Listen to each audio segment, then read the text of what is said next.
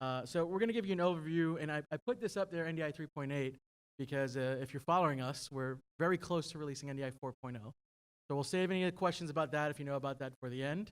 But otherwise, this is how NDI looks today. So the origins of NDI, we've been doing this for internally over 10 years, but we released NDI into the public at IBC 2015. Mike talked about it's a free software IP protocol, and there's an entire SDK and development tools all for free. So as part of that free notion, we have had unprecedented adoption of NDI. Over 2,000 companies have a product today that you can purchase that does NDI.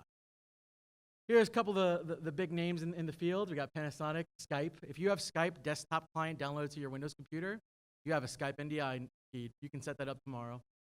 Avid recently adopted NDI into their Media Composer workflow. Obviously, the great guys over at LiveView. Panasonic has an entire NDI line. We are all about supporting and making this IP protocol a real thing. You know, recently we got acquired by VizRT, so maybe this slide's a little dated. But all the way from VizRT to vMix, we have NDI out there. And companies like Sony this year announced that NDI is adopting them. They're adopting NDI in their cameras. So it's grown pretty unprecedentedly. What does NDI stand for? NDI is the Network Device Interface. It is our open protocol that we developed that goes over local area networks. And so we're going to go over some of these pieces if you've never heard of any of these terms and break all that down. NDI carries video, multi-channel audio, and metadata. And why do we use metadata? Well, we can assign tags in metadata and use that for cool production needs. So in getting into the post-production workflows, but even some of your live production workflows, we can control those cameras around the studio via NDI. Real basic stuff, if you guys never seen this before, what is a LAN, a local area network? Is a group of computers associated with and associated devices that share a common communication line.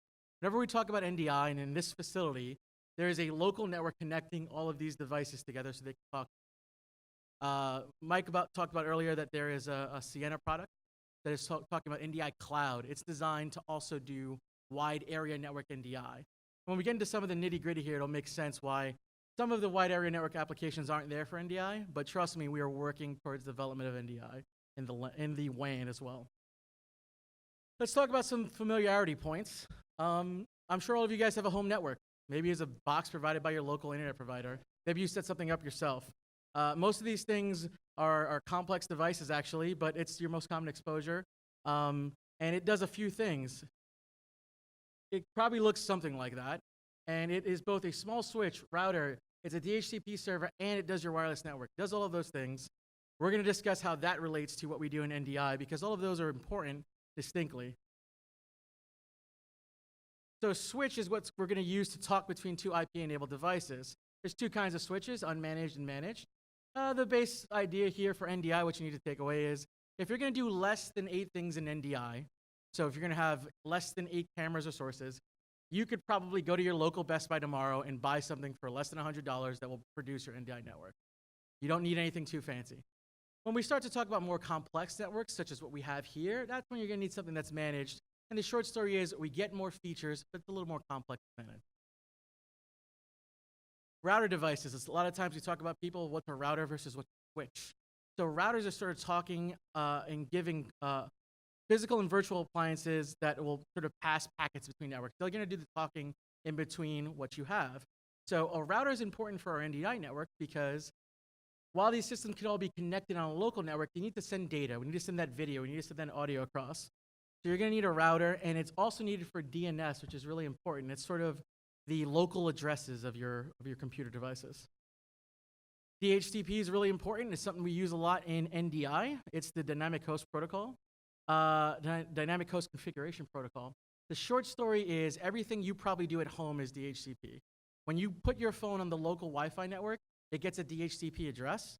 We use that same concept for NDI, and the reason we use DHCP is we want you to do as little IT configuration as possible. I want you to be able to plug 3 things into a switch and be able to work in NDI. So in general, we like to do things in DHCP. It doesn't have to be, but it's useful. So as we start to build for NDI, what are we looking for in our switches? Well, we're looking for things that have full gigabit. So, you know, effectively the math you're doing is a gigabit per port, and we have some basic numbers there.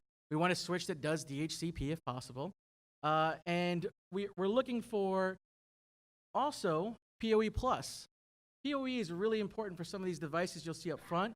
The Spark Pro and the PTZ1 camera are all POE plus capable. So we put that plus there.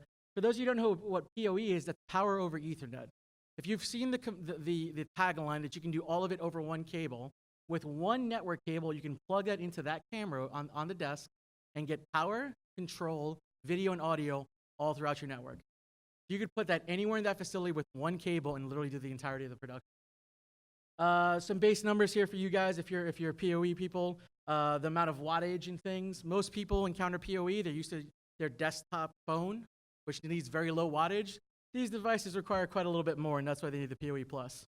These are just some basic numbers, 25.5 watts for the camera, 15 watts for the Spark Pro. These are the two devices we talk about when we're talking about PoE. Then I have a little slide here that talks about budgeting. All switches have a PoE budget. So that's the total amount of wattage they'll be able to distribute. And then the obvious alternative is to use a PoE injector. If you have questions about that after our talk, I'm more than willing to give you some guidance. Cabling. So we're switching over from SDI. We're switching to network cables. Typically, we're talking about Category 5E or Cat 5E cables. But there are a variety of cables, things like Cat 6A, Cat 7. All of these things have strengths and sort of begin to allow you to do more. When we're talking about 4K NDI, because NDI does 4K today, that needs Cat 6A. And you may need 10 gigabit routing to do those 4K signals. NDI, as always, like other Ethernet protocols, can be converted to glass, fiber. So you just convert from Ethernet to fiber, and now you're doing NDI over extremely long distances. Just like your standard SDI cable, Cat 5 cable runs about 300 feet before you need to do something with it. There's no reclocking for your SDI cables, you can reclock them. You don't need to worry about with Cat 5, you just hit another switch and sort of go from there.